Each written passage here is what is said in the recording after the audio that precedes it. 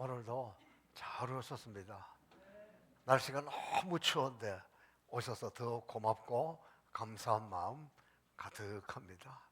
날씨는 춥지만 따스한 성령님 우리를 만져서서 이번 한 주간도 성령 안에서 따뜻하고 복된 한 주간이 되기를 주님의 이름으로 축복합니다. 며칠 전에 놀라운 기사를 접했습니다. AI 시대 그러는데 AI가 교회를 세웠습니다. 새로운 종교를 만들었습니다. 물론 그것은 인간이 참여할 수 있는 공간은 아니고 AI들끼리만 들어와서 하는 그런 세상. 그만큼 세상은 급변하고 있습니다.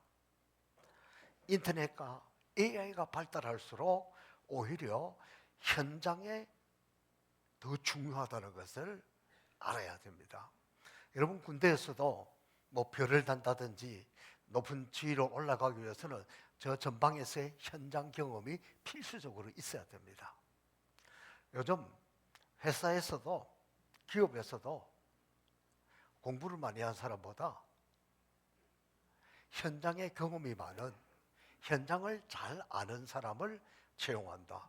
그래서 어느 대학 교수가 이제 앞으로 대학 갈 필요 없어. 대학 갔다고 해서 꼭 쓰는 것도 아니고 현장에서 기술을 많이 아는 사람을 우선으로 채용한다. 그런 기사도 보았습니다. 그래서 요즘은 기업 총수들이 예전에는 시무식을 하면 회사 강당에 간부들 다 모여가지고 일장 훈시를 하고 그랬습니다. 금년에 이렇게 하자. 그러나 지금은 그렇게 하지 않습니다. 산업 현장으로 찾아가서 현장에 있는 직원들과 함께 그곳에서 한 해를 시작하는 것이 요즘 새로운 트렌드입니다.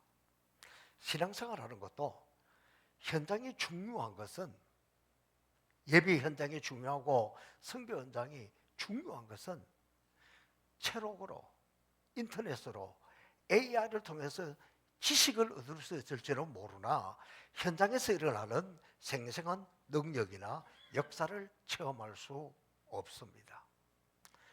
AI가 얼마나 급속도로 퍼져나가냐 그러면 AI에게 들어가서 성경 본문을 주고 설교를 만들어 달라고 1분 안에 쫙 만들어 줍니다. 놀랍게도 한국교회 수많은 설교자들도 점점 그게 빨려 들어가서 너무 쉽게 준비합니다. 그러나 쉽게 준비하지만 그곳의 생명, 그곳의 십자가의 능력, 예배 현장에서 일어나는 이런 것들을 체험할 수 있겠습니까? 그래서 걱정이기도 합니다. 기도하는 것 이론이 아니라 기도하는 현장에서 부르짖어 기도할 때 역사가 일어납니다. 선교하는 것 이론이 아니라 선교 현장에서 사역할 때 성령의 역사가 나타나는 것을 체험할 수 있습니다. 오늘 본문에 복음이 생생하게 살아 역사하였던 그 초대교회 예배 현장에서 설교 시간에 졸다가 위에서 떨어져 죽은 사람이 등장합니다. 유두고라는 청년입니다. 오늘은 이 사건을 통해서 하나님 말씀이 선포되어지는 곳 예배 현장에서 일어나는 모습들을 살펴보려고 합니다. 첫 번째, 오늘 이 지역에 등장하는 지역은 드로아라는 지역인데, 드로아라는 지역은 바울 사도가 1차, 2차, 3차 전도 여행을 쭉 가고 오고 하는 중에 중요한 도시가 아니에요. 거기 머물러서 뭐 얼마 동안 복음을 전했다 이런 기록이 잘 없습니다. 그런데 본문 6절에 보니까 한번 다시 읽어볼까요? 시작. 우리는 무교절 후에 빌립보에서 배로 떠나 닷새 만에 드로아에 있는 그들에게 가서 이래나 머무리라. 여기 아주 많은 사실들을 포함하고 있습니다. 이 빌립보 항구에서 드로아라는 지역까지, 드로아는 지금 터키에 있는 지역인데 여기까지 가는 데는 배로 이틀 걸린다는 성경의 기록들이 나와 있습니다. 이틀 정도 걸리는 거리입니다. 그런데 며칠 걸렸다고요? 닷새 만에 드로아에 도착했다. 그러니까 이틀 만에 갈 수 있는 백길을 닷새 만에 도착했다는 것은 큰 풍랑이 일어나서 적어도 3, 4일 동안 배가 표류했기 때문에 이틀이면 갈 길을 5일 걸려서 갔다는 거예요. 배를 타보셨습니까?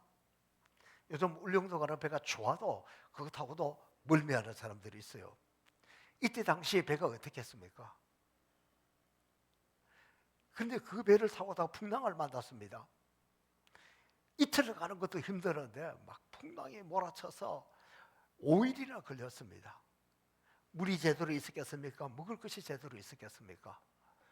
그리고 그 풍랑 치는 데서 멀미가 얼마나 심했겠습니까? 더욱이 바울 사도는 이때 이미 연세가 많은 분이에요. 노인이 풍랑 속에서 그 닷새 동안 시달렸다고 생각하면 얼마나 몸이 지쳤을는지 모릅니다.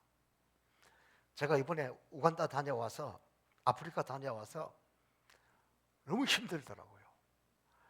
마지막에 출발했던 곳은 남아프리카고 케이프타운은 아프리카 제일 끝입니다. 그 끝에서 한국까지 오는데 비행기 많이 타야 되잖아요.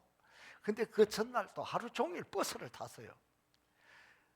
그리고 저는 또 이번에 여러 그룹들이 같이 가서 31명 그분들의 눈치를 보고 이끌어 오느라고 또 여러 모양으로 보이지 않는 스트레스도 많았습니다. 그래서 그런지 갔다 오니까 맥이 풀렸다 그럴까? 기가 빠졌다 그럴까? 그래도 오자마자 그 다음날 주일날 주일 예배를 드리고 그 새벽에 또 특별 새벽기도 하고 거기까지는 정신없이 했는데 그 뒤로 완전히 기진맥진해서 한 주간 동안 새벽기도도 못 가고 수요일 예배 심야 예배만 겨우 했습니다. 제가 이 고통을 겪으면서 이 본문을 준비하다가 바울 사도가 이때 연세가 높은 분인데 얼마나 힘들었을까 그런 생각을 해보았습니다. 그런데 놀랍게 드로아에서 바울 사도가 7일을 머물러 있었다는 거예요. 지금 이때 바울 사도는 지금 3차 전도 여행을 다 마치고 자기를 파송한 수리의 안디옥 교회로 빨리 돌아가서 선교 보고를 해야 되고, 그리고 그 안디옥 교회 교인들은 바울의 선교 보고를 기다리고 있는 그런 장면입니다. 그런데 그곳으로 바로 가지 못하고 여기서 7일 동안 머물러 있었다는 것은 뭐 원해서 그런 건 아니에요. 부득불 그곳에서 머물러 있었는데 이건 전혀 예상치 못한 거예요. 물론 그곳에서도 가보니까 복음을 전해야 될 일이 있었겠죠. 매일 복음을 전하기도 했습니다. 그러나 그보다도 이 닷새 동안에 바다에서 심한 이 풍랑에 시달려 가지고 바울 사도의 몸 같이 있던 사람들이 다 녹초가 되었고 일어설 수가 없었으며 몸을 추스리고 회복할 그런 시간을 가지기 위함이 아닐까. 제가 아프리카 갔다 와서 보니까 같이 갔던 여자분들은 지난주도 이번주도 아마 예배 이 현장에 나오지 못하고 지금 아마 유튜브로 예배를 드리는 걸로 봐서 그만큼 힘들었다 하는 걸 제가 느낍니다. 그러니까 바울 사도는 더 연세 높으신 노인인데 어떻게 할 수가 없어서 7일 동안 그곳에 머물러 있었던 것입니다. 그런데 바로 그 기간에 이 드로아에서 놀라운 일이 일어난 거예요. 그러니까 바울 사도가 이 풍랑에 휩쓸려서 고생한 것이며 또 7일 동안 이곳에 머물러 있은 것은 결코 우연이 아니다. 이건 하나님의 특별한 섭리가 있었던 것이고 그들이 고생한 것은 그냥 헛된 고생이 아니라는 것을 알 수 있습니다. 자, 7절 말씀 읽어볼까요? 7절 말씀 시작. 그 주간의 첫날에 우리가 떡을 때리하여 모였더니 바울이 이튿날 떠나고자 하여 그들에게 강론할새 말을 밤중까지 계속하며, 그 주간의 첫날이라는 것은 주일이라는 겁니다. 이제 바울이 드로아에서 머문 한 7일쯤 되면서 몸이 이제 회복되어서 그 다음 날 아침에 떠나는데 떠나기 그 전날이 주일날이었고 또 이 주일날 그동안에 7일 동안 자기에게 복음을 들었던 사람들과 모아서 함께 주일 예배를 드렸습니다. 그런데 그때 주일 예배는 낮에 드린 것이 아니라 저녁에 모여서 밤에 드렸습니다. 그것은 그 당시에 예수 믿는 사람들이, 환경이 좋은 사람들, 지체 높은 양반들, 시간적 여유가 있는 분들이 아니라 대부분 노예, 일꾼들, 천한 직업을 가진 사람들, 노동자들, 가난한 사람들, 이런 사람들이 중심이었습니다. 물론 나중에 로마의 귀족들도 예수 믿고 교회로 오는 경우가 있었습니다만은 그때는 주로 이 천한 일을 하고 있는 사람들입니다. 그래서 그때는 7일 동안 매일 일하고 그 밤에 모여서 주일 예배를 드리는 거예요. 요즘 젊은이들에게 이 상황이 이해되지 않을 수 있습니다. 그러나 여러분, 제 어린 시절만 봐도 그때는 뭐 토요일 쉰다는 것은 상상도 못했고 주일날도 다 출근하고 일하고 그런 게 대부분이었어요. 그래서 저희 동네 보면 특히 뭐 그 제가 잊지 못하는 것은 모내기철에 남들 주일날도 막 모를 내고 있는데 저희 집은 다 옷을 다 잘 차려입고 교회 가는 것을 보고 동네 사람들이 부러워하던 그 모습이 생각이 납니다. 그러니까 우리도 옛날에는 뭐 7일 내내 일한 거예요. 그래도 주일 예배는 낮에 드렸잖아요. 그런데 여기는 낮에 올 수 없는 사람들, 낮에 열심히 일하고 그리고는 밤에 왔습니다.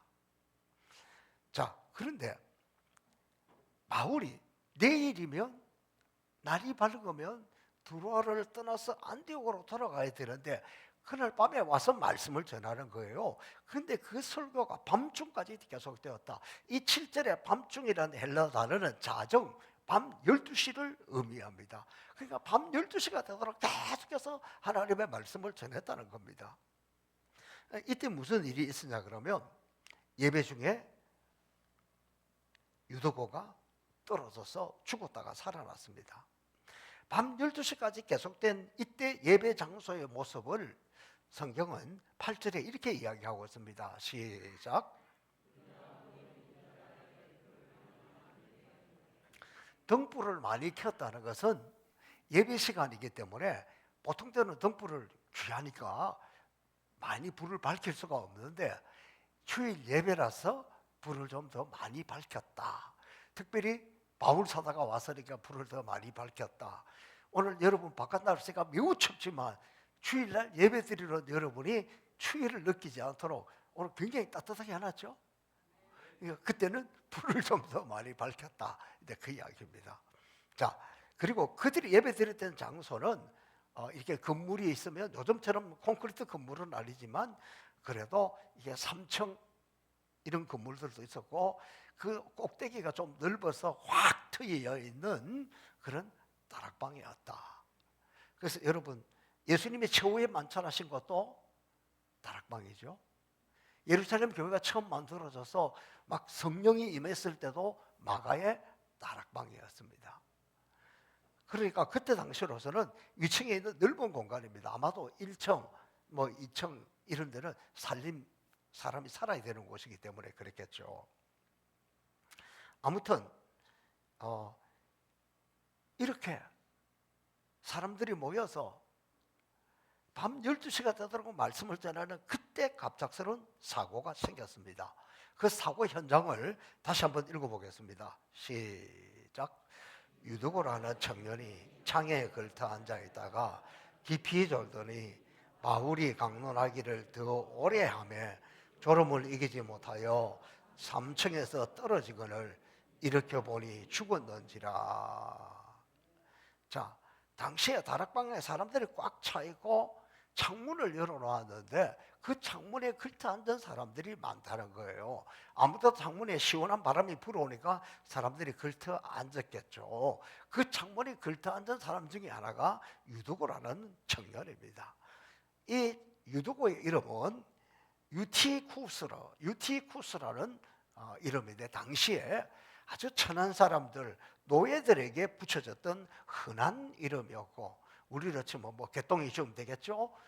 절대로 귀족이나 귀한 이름에는 붙여지지 않는 이름이었습니다. 그러니까 유두고는 학자들에 의하면 우리가 생각하는 그런 청년이 아니라 10대의 청소년이었는데 아직도 어리지만 청소년이지만 노예로 끌려다니면서 심한 중노동을 했던 그런 청소년이었다. 그리고는 그 하루 종일 끌려다니면서 일을 하다가 왔기 때문에 예배 시간에 오기는 왔지만 졸음이 몰려와서 창태에 걸터 앉아 있는데 그만 떨어졌다는 겁니다. 아마도 유도고가 이 창에 걸터 앉아 있었다는 것은 막 일하다가 와서 몸도 지치고 마음도 지치고 힘드는데 그래도 예배는 참석해야 되겠고, 그래서 그 예배에 참석해서 좀 시원한 바람이 오는 그 창태에 걸터 앉아 있는데도 불구하고 떨어졌다는 그런 이야기입니다. 저는 이 모습을 보면 제가 어렸을 때에도 청소년 시기에도 뭐 교회에서 부흥회 한다 뭐 한다 그러면 뭐도 잘 모르고 어떻게 해지도 잘 모르고 때로는 가서 졸기도 하고 자기도 하고 그러면서도 부흥회 또 열심히 참여했던 그런 기억이 있습니다. 아마 유두고가 그런 것 같아요. 그런데 특별히 바울 사도가 와서는 그 예배에 참여했다가 그건 떨어져 죽었다는 거예요. 이 사건이 일어났을 때 제일 당황한 것은 바울 아니겠습니까?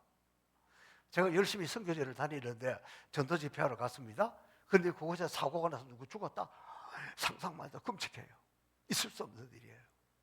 그러면 선교고 뭐고 다 중단될 수밖에 없는 그런 상황입니다.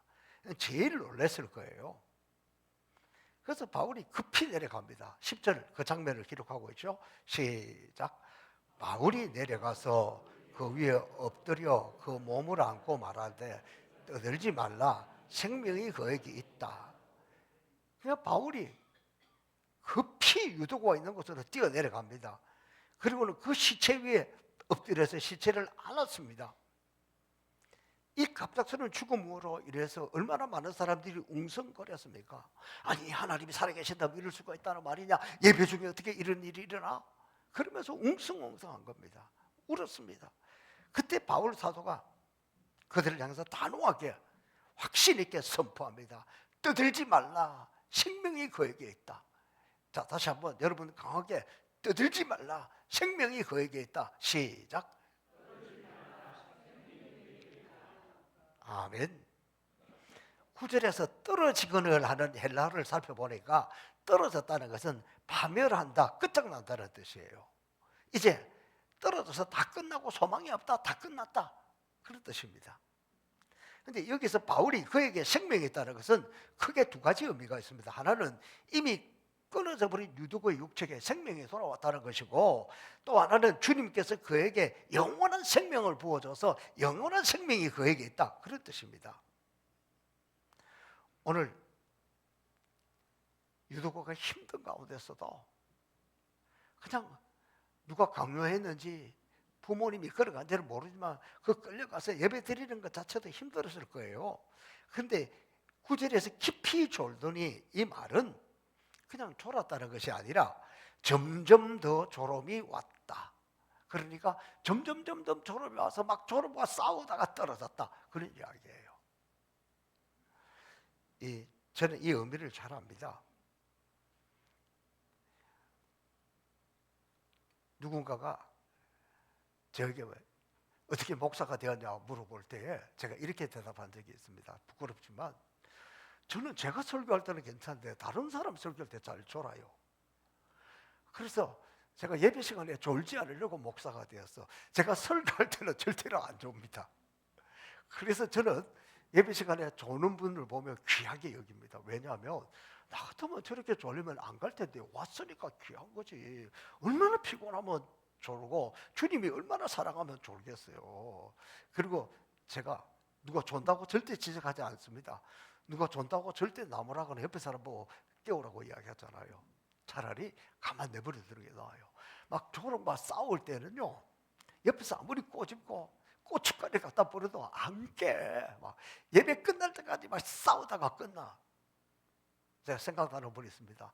전에 있는 교회 머리가 하얀 권사님인데 이분은 심야 기도회 시간 되면 꼭 어제 이쪽 끝에 앉아요.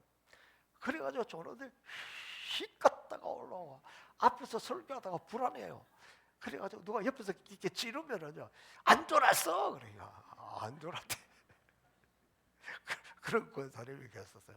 졸면요, 차라리 가만 내버려둬서 깜빡 깊이 졸든지 잠깐 자든지 그러면 정신이 드는데, 싸우면 계속 끝까지 그냥 깨지도 못하고 자지도 못하고 고통만 당한다니까. 혹시 앞으로도 옆에 누가 조는 분 있으면 가만 내버려 두세요. 주님이 사랑하시는가 보다. 그러고. 자, 그러니까 어쨌든 이 유두고는 그 피곤한데도, 아직까지 어린데도 어떻게 해서는 또 부흥회가 열렸으니까 부흥 강사 바울의 말씀을 들으려고 몸부림치고 애를 쓰고 있는 그런 모습이잖아요. 그런 면에서 저는 참 귀하다고 생각합니다. 유두가가 뜨들지 마라, 생명이 있다, 그 음성을 듣고 유두고가 다시 살아났습니다. 사실은 바울이 유두고를 살린 것이 아니라 주님의 생명이 바울을 통해서 유두고에게 임한 것입니다. 바울은 그 통로로 쓰임받았을 뿐입니다. 그리고 이때 바울이 유두고를 살린 그 방식을 보면 바울은 죽은 유두고의 십제 위에 엎드려서 끌어안았습니다. 혹시 이 장면이 생각납니까? 엘리야가 사르밧 과부의 아들이 죽었을 때 그 다락에 올라가서 그 어린 죽은 시체를 끌어안고 있는 장면. 엘리야의 제자 엘리사도 수넴 여인의 아들이 죽었을 때 그 아들을 끌어안고 있는 장면. 바울이 똑같은 방법으로 그를 살려낸 것입니다. 그런데 바울이 시체 위에 엎드렸다, 시체 위에 엎드렸다, 이 헬라어 원어가 어떻게 되냐면 에피핍토, 에피라는 단어를 써서 에피핍토라는 거예요. 유두고가 떨어졌다, 핍토예요. 떨어졌다는 핍토인데 파멸하다, 끝장났다는 거예요. 그런데 그 앞에 전치사 에피를 붙였습니다. 아마도 여러분이 에피라는 단어를 처음 들어본 건 아닐 거예요. 제가 성령에 관해서 설명을 하면서 에피의 하나님, 잊어버렸어도 감사하고 기억 못해도 감사한데 이걸 기억할 수 있는 분이면 대단하신 분입니다. 그러니까 끝났다, 완전히 끝났다, 그 앞에 에피라는 전치사를 붙였는데, 이 전치사를 붙이니까 에피핍토가 되면 파멸하고 끝나는 것이 아니라 덮어주다, 밀어닥치다, 그런 의미가 있는 거예요. 그러니까 지금 유두고에게 생명이 끝났습니다. 죽었습니다. 끝장나고 죽은 유두고를 그 죽음이 덮어버리고 흙으로 덮어버린 것이 아니라 생명이 밀려와서, 생명이 몰려와서 이 죽음을 몰아내고 생명으로 새롭게 살려주었다는 것입니다. 죽음을 밀어낸 승리입니다. 이것이 바로 예배 때에 일어난 일입니다. 여러분, 예배는 이렇게 영광스러운 것입니다. 예배는 모임 자체가 아니에요. 그냥 내가 왔다 갔다 하는 그 자체가 아닙니다. 진정한 예배는 단순한 모임이 아니라 예배를 통해서 하나님의 말씀이 있고 하나님 말씀 앞에 결단하고 헌신하고 주님 앞에 자신을 드리면서 나가는 것이 진정한 예배입니다. 우리가 이렇게 매주 모이는 예배 시간이 중요한 이유가 있습니다. 우리 역시도 하루 종일 세상 일, 여러 가지 일, 복잡한 일이 얽혀 있고 설켜 있고 힘들고 피곤하고 고단한 삶을 살고 근심과 괴로움과 걱정 속에 있다가도 주님 앞에 나오면 우리 성도들과 함께 하나님 앞 예배드리는 이 시간, 하나님의 말씀을 듣는 이 시간, 성령이 역사하셔서 우리 가운데 있는 고민, 염려, 걱정, 근심, 질병, 이것을 핍토 딱 몰아내고 생명으로 채우는 시간입니다. 근심 대신 평안으로 채우는 시간입니다. 은혜로 채우는 시간입니다. 그러므로 어떤 세력이든지 이 예배의 자리에 오면 에피핍토, 이것을 다 밀어내어서 우리가 생명을 얻고 능력을 얻고 용기를 얻고 힘을 얻는, 이것이 바로 예배라는 것입니다. 어쩌면 우리는 우리 스스로 아무것도 할 수 없는 유두고 같은 존재인지 모릅니다. 이 험한 세상 살아가다가 피곤해서 떨어져서 파멸하고 끝난 것처럼 보일지라도 주님의 생명이 우리 가운데 몰려오면 이 파멸이 끝장나고 아무 소용이 없는, 소망이 없는 인생에게 다시 주님의 성령의 능력으로 덮어지고 죽음을 밀쳐내고 승리하는 그런 인생이 된다. 그것이 예배라는 것을 말하고 있습니다.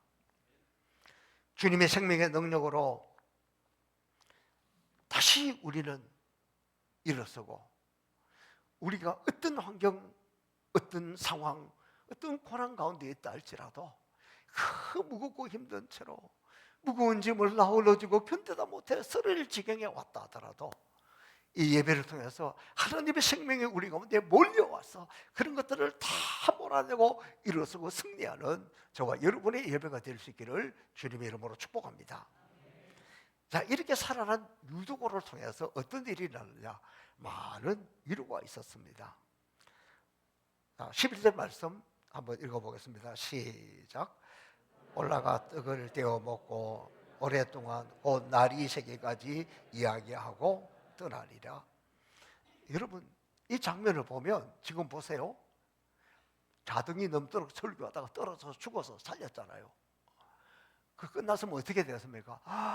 아이고, 심령감수였다. 아주 죽을 뻔했다. 아유, 너무 피곤하다. 딱 그냥 흩어질 거잖아요. 그런데 이 사람들, 이게 초대교회의 능력인 거예요. 그 역사를 경험하고 체험을 하고 나니까 피곤하지가 않은 거예요. 여러분, 바울 사도 보세요. 날이 밝으면 지금 떠나야 돼. 그런데 이 기적을 체험하고 나니까 사람들이 다시 올라왔어. 다시 올라와 가지고 지금 또 하나님의 말씀을 듣고 있는 그런 장면입니다. 그리고는 날이 밝자 바울 일행은 계획대로 드로아를 떠나가게 되는데, 이때 바울은 떠나가지만 그 남아있는 사람들의 모습을 12절은 이렇게 설명하고 있습니다. 시작.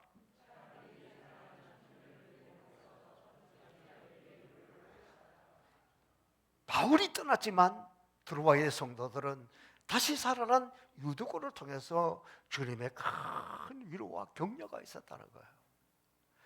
그래서 그들이 힘들 때마다, 어려울 때마다, 아이고, 오늘은 예배 쉬고 싶다, 그런 마음이 들 때에도 악착같이 모여들기 시작합니다. 우리가 주님의 역사를 보지 않았느냐, 생명의 역사를 보지 않았느냐, 그리고 유두고가 걸어다니는 그 자체가 그들에게 간정이었고, 이런 생각이 들었을 거예요.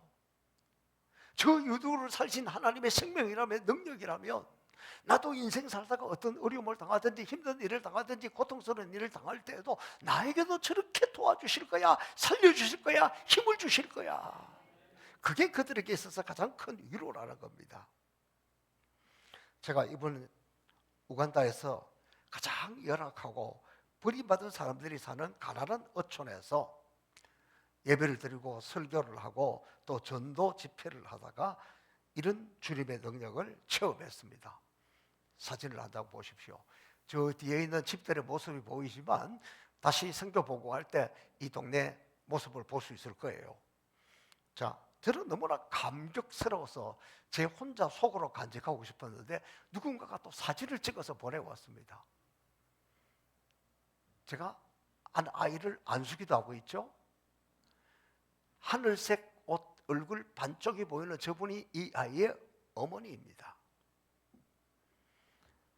그때 저는 설교를 하고 그 다음에 다른 목사님이 앞에서 순서를 진행을 하면서 저는 그 뒤쪽으로 가서 같이 서로 기도하는 그런 시간을 가지고 있는데, 그때 저 아이의 어머니의 눈빛이 저에게 너무 강렬하게 레이저를 쏘는 것보다 더 강하게 쏘았어요. 그분의 눈빛이 마주치면서 제가 그에게로 갔습니다. 가서 보니까 저 아이가 있었어요. 저 아이의 팔을 한번 보십시오. 어마어마하게 뜨거운 날입니다. 오죽하면 제가 저 모자를 쓰고 팔토시를 하고 기도하고 있겠습니까?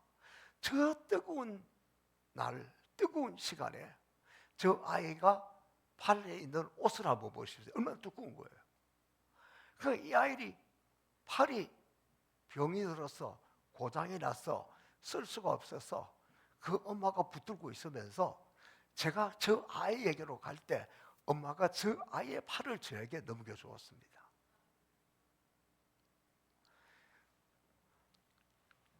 그러고는 저는 이 아이를 위해서 간절한 마음으로 기도하면서 나사렛 예수 이름으로 선포하고 기도한 후에 이 아이의 발이 움직이고 들려 올라가고 치유되었던 것입니다. 저는 저 아이에게 다가갈 때에 순간적으로 우리 교회 신현주 집사님이 생각이 났습니다. 신현주 집사님 한번 손 들어보실래요? 지금 저기 손 번쩍 들고 있는 저분입니다. 우리 신 집사님이 몇 해 전에 이 팔이 문제가 생겨서 팔을 올리지 못하고 있는데 주일마다 예배 시간에 나의 하나님 할 때 너무 손이 들고 싶은 거예요. 그래서 손을 들 수가 없습니다. 그런 중에 예배 시간에 제가 치유를 선포하고 기도할 때에 하나님이 저 어른을 만져주시고 하나님을 고쳐서 지금 손 뻗떡 들잖아요. 저분은 그 은혜를 체험하고 지금까지 매주 심야 기도에 함께 모여 부르짖는 그 기도에는 꼭 참석을 하는 거예요. 집도 멀리 있어요. 지난 금요일도 왔습니다. 제가 이 아이에게 다가갈 때에 순간적으로 우리 신현주 집사님이 떠오를 때 저는 확신을 했습니다. 나는 원인도 모르고 이유도 모르고 지금 그것으로 끌려가고 있는데 왜 저 어른이 생각이 났을까? 그때 제가 알았어요. 이 아이가 팔이 문제가 생겼구나. 하나님이 이 아이를 만져주시겠구나. 하나님이 치료해 주시겠구나. 그리고 와서 기도할 때 이 아이가 손을 들고 감격에 눈물 흘리는 장면입니다. 선교사님들도 아무도 모릅니다. 그래서 혼자 마음으로 간직하고 싶었는데 아마 지금쯤 그 마을에는 그 아이를 보고 그 부모와 그 가족이 얼마나 위로를 얻겠습니까? 그 동네 사람들이 얼마나 위로를 얻겠습니까? 하나님 살아계신다는 것을 느끼지 않겠습니까? 아마도 그 아이는 저는 이름도 모르고 성도 모르지만 그 아이를 살리신 주님은 그 지역의 사람들 힘들고 지치고 피곤하고 낙오되고 마약하고 죄송합니다 이런 표현을 써서 쓰레기 같은 인생들이 쓰레기 같은 집에 살고 있는데 나는 그것이 그 아이에게 그 가정에게 그 동네에 얼마나 큰 위로가 될지 생각만 해도 감격스럽습니다. 우리 모두에게는 이런 위로가 필요합니다. 누군가가 수고했을 때 주님의 일을 할 때 들어와 사람들이 봐주지 않던 지역입니다. 전도하러 다녔던 바울 역시도 눈여겨보지 않았던 지역이지만 이 사건을 통해서 하나님은 돌아와 사람들을 위로하고 격려하고 힘을 내라, 용기를 내라, 내가 너희와 함께한다, 너희의 생명의 역사 일어난다, 그걸 보여줬잖아요. 저도 이번에 아프리카 갔다 와서 무척이나 힘이 들었다 그랬잖아요. 뭔가 위로가 필요했는데 아무리 선교사님들이 편지를 보냈거나 메일을 보냈거나 전화를 보냈거나 문자를 보내서 그랬다면 위로가 될 텐데 아무도 안 하더라고. 우리 선교에서도 제가 갔다 왔으니까 누군가 위로하면 좋겠는데 제가 이사장이니까 뭐 위로할 사람도 없잖아요. 참 위로가 필요한 시점에 오늘 아침에 하나님이 저를 위로해 주셨습니다. 제가 오늘 아침 일부 예배 드리기 직전에 일부 예배 오시는 분이 저에게 이걸 만들어 왔습니다. 감사패. 송포교회 서성환 목사님,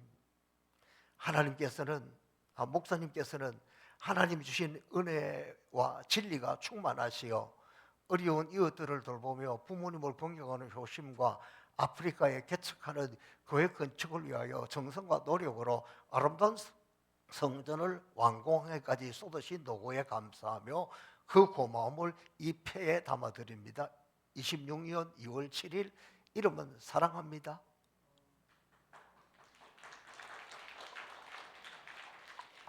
과일 한 박스 하고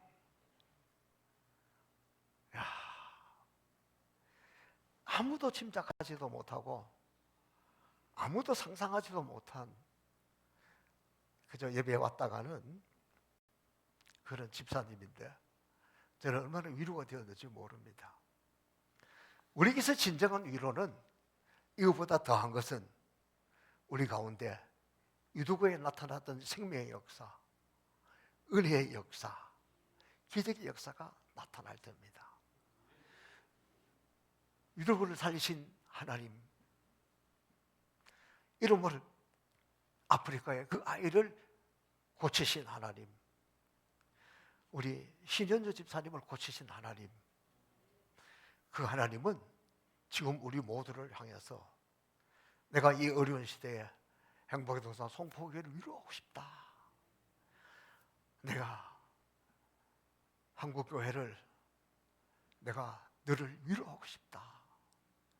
우리 경우는 진정한 위로는 주님의 능력이 우리 가운데 올 때, 생명의 역사가 몰려와서 어둠을 몰아내고 질병을 몰아내고 죽음을 몰아낼 그때가 진정한 위로인데, 이 시간 저와 여러분 모두 가슴에 손을 얹고 아픈 환자에 손을 얹고 주님의 위로, 이 능력, 역사가 임하도록 제가 한번 기도하겠습니다. 살아계신 아버지 하나님, 우리는 지금도 살아계신 주님의 능력과 역사를 믿습니다. 유두고를 살리신, 생명을 불어넣으신 하나님, 지금 우리 가운데도 역사하실 것을 믿습니다. 우간다에 이름 없는 한 아이를 고치시고 치유하신 하나님, 지금 이 시간 몸, 마음, 영혼 다시 살리시는 주님 그 음성을 기다립니다. 다시 어루만지시는 주님의 그 손길을 기다립니다. 우리 환치에 손을 넣었습니다. 마음을 치유하여 주옵소서. 우리의 영을 치유하여 주옵소서. 우리의 육신, 몸 안에 있는 질병이든지 몸 밖에 있는 질병이든지 우리 몸속에 있는 모든 세포들, 암세포들, 저주들, 질병들, 뼈속에 있든지 혈액 속에 있든지 피부에 있든지 그 어떤 질병이든지 이 시간 내가 나사렛 예수의 이름으로 명하노니 떠나갈지어다. 예수 이름 앞에 고쳐받을지어다. 예수의 십자가의 능력 앞에 깨끗함을 받을지어다. 주여 믿습니다. 생명을 주옵소서. 어둠을 몰아내시고 질병을 몰아내시고 하나님의 능력으로 채워주셔서 이것이 나의 간증이요, 이것이 나의 찬송이 되게 하시고 수많은 사람들이 위로가 되기를 원하오니 주님 만져주옵소서. 성령님 만져주옵소서. 주님 치유하여 주셔서 내 믿음대로 될지어다. 내 믿음대로 고쳤느니라. 치유의 역사가 나타나게 하여 주옵소서. 주여 믿습니다. 내 믿음대로 될지어다. 할렐루야. 주님을 찬양하오며 우리 주 예수 그리스도 이름으로 축복하며 기도하옵나이다. 아멘.